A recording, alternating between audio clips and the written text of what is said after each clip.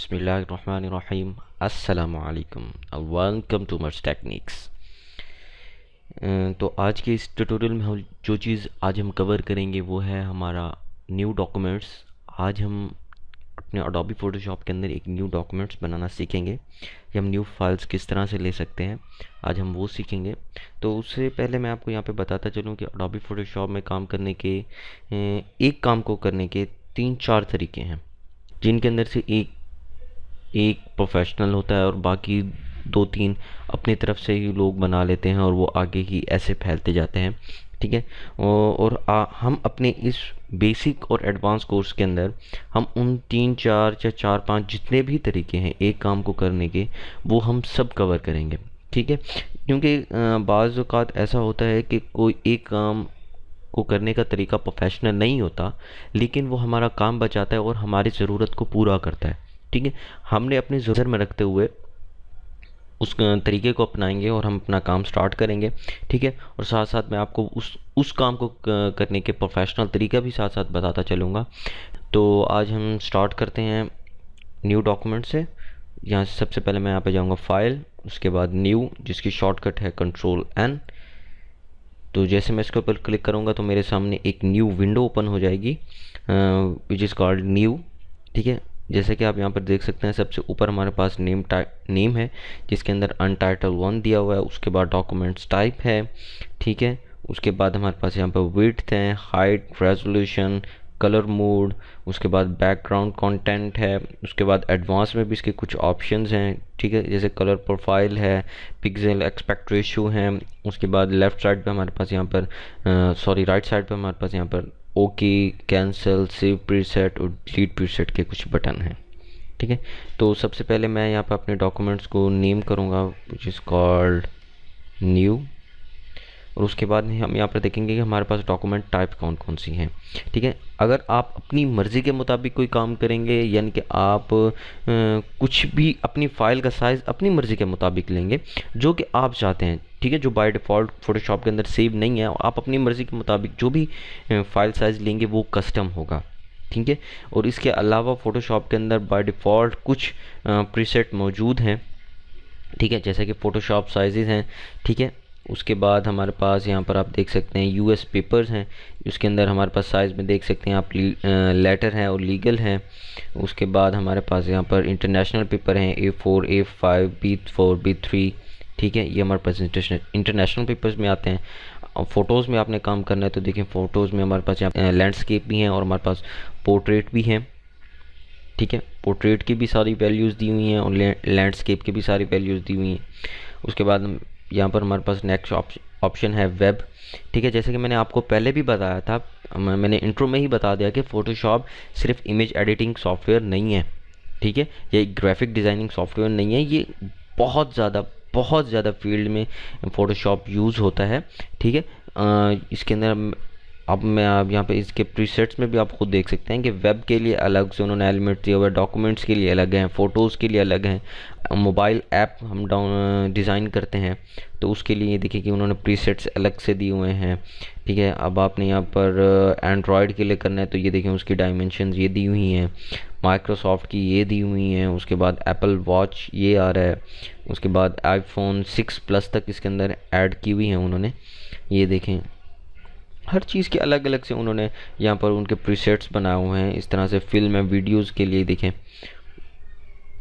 ये देखें 4K film movies के लिए तक हमारे पास यहाँ पर है, हम इसके अंदर डिज़ाइन कर सकते हैं। उसके बाद आइकन वगैरह जो हम देखते हैं उनके लिए देखें अलग से हैं, iOS 7 के लिए हैं, मैक आइकन है। उसके बाद iPad के लिए हैं। उसके बाद हमारे पास कुछ आर्ट बोर्ड्स हैं, ये देखें। ये आप इनको ख़ुद भी ट्राई कीजिएगा। ये जैसे मैं आपको बता दूं कि ये एक स्पेसिफ़िक डिवाइसेस जो इन्होंने दी हुई हैं कि आपको नहीं पता कि उस डिवाइस की डायमेंशन क्या है।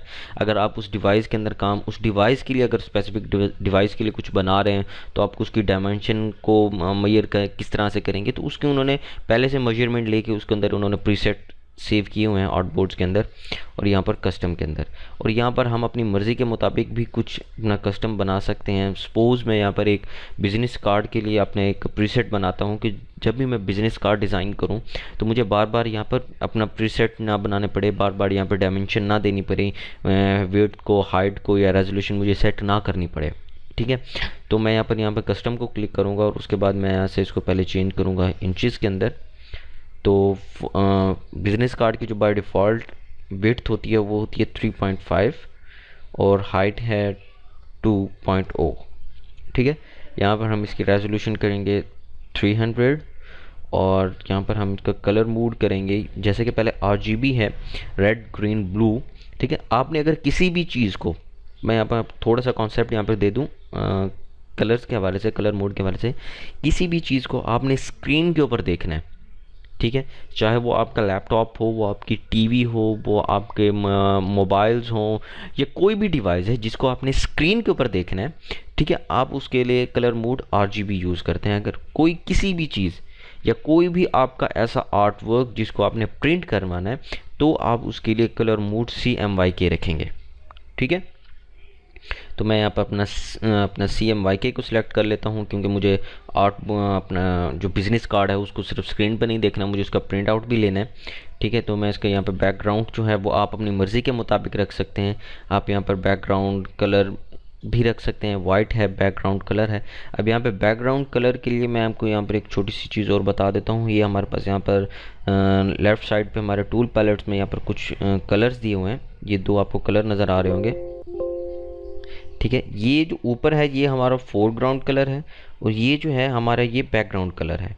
हम इसके अंदर बैकग्राउंड के अंदर जो भी कलर सेलेक्ट करेंगे वो यहाँ पर हमारे पास न्यू डॉक्यूमेंट में आएगा। या आप ट्रांसपेरेंट रख दें कि भाई कोई भी कलर ना हो, जस्ट सिंपल ब्लैक वो हो, तो मैं उसके लिए जो है वो ट्रांसपेरेंट ही रख दूँगा। ठीक है, क्योंकि मैं उसके लिए मुझे अलग से बैकग्राउंड डिज़ाइन करना होता है और मैं यहाँ से अपने प्रीसेट को सेव कर दूँगा।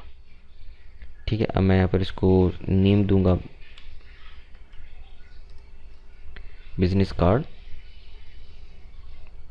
And hit okay. ठीक है, और अब मैं यहाँ से इसको ओके कर दूंगा जी। अब आप यहाँ पे देखें कि मेरे सामने यहाँ पर एक मेरे बिज़नेस कार्ड के लिए जो है वो अपना फ़ाइल ओपन हो चुकी है।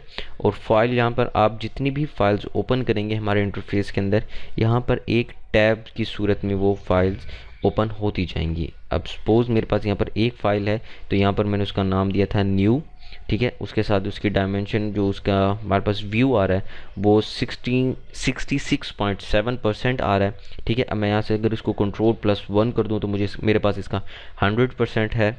ठीक है, यहाँ से हम 100% यहाँ से भी कर सकते हैं और हम यहाँ से अपनी मर्ज़ी के मुताबिक भी इसके कुछ इसको वो कर सकते हैं, जूम कर सकते हैं या इसको अपनी फॉर एग्ज़ाम्पल मैं इसको 600% पर देखना चाहता हूँ तो यहाँ पर मैं कि एक एक पिक्सल को भी अलग करके देख सकता हूँ। मैं यहाँ से दोबारा Ctrl+1 प्रेस करूँगा तो मैं दोबारा 100% पे आ जाऊँगा और इसी तरह मैं और जितनी भी फाइल्स बनाता जाऊँगा तो वो हमारे पास न्यू टैब में शो होती जाएंगी।